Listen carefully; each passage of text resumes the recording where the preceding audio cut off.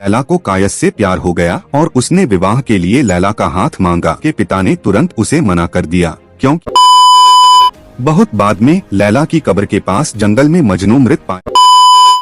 Hello दोस्तों, प्यार कितना गहरा हो सकता है? शायद इसका उत्तर कोई नहीं जानता। ऐसे प्रेम के उदाहरण बहुत ही कम हैं, लेकिन जब भी कोई प्रेम के बारे में बात करता है तो दो नाम लगभग तुरंत दिमाग में आते हैं, लैला और मजनू।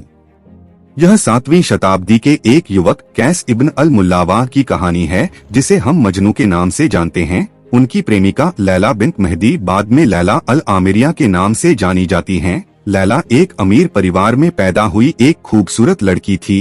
किसी राजकुमारी से कम नहीं होने के कारण उससे अपेक्षा की जाती थी कि वह एक धनी लड़के से ही विवाह करेगी। लेकिन प्यार तो दिल से होता है, यह कोई नियम नहीं जानता। लैला को कायस से प्यार हो गया और वह भी उसे बहुत प्यार करता था। कैस एक कवि थे और लैला के समान जनजाति के थे। उन्होंने शानदार प्रेम कविताओं की रचना की और उनमें लैला के लिए अपना प्यार बताया और अक्सर उनके नाम का उल्लेख किया। बाद में वहाँ के लोगों ने उसे मजनू नाम दिया।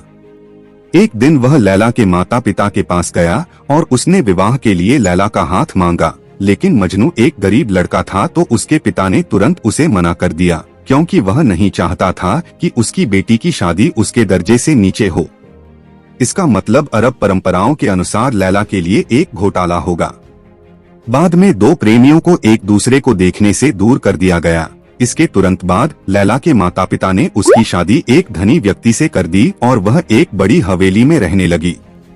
जब कैस ने लैला की शादी के बारे में सुना तो उनका दिल टूट गया। वह घर से भाग गया और आसपास के रेगिस्तान में भटकने लगा। उनके परिवार ने उनकी वापसी की आश छोड़ दी और जंगल में उनके लिए खाना छोड़ दिया। उन्हें कभी कभी खुद को कविता सुनाते या लाठी से रेत में लैला का नाम लिखते हुए देखा जा सकता था। दिन रात वह लैला के लिए तरस रहा था।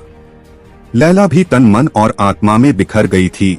कुछ ही समय बाद 688 ईस्वी में वह अपने पति के साथ इराक चली गई, जहां वह बीमार पड़ गई और अंततः उसकी मृत्यु हो गई।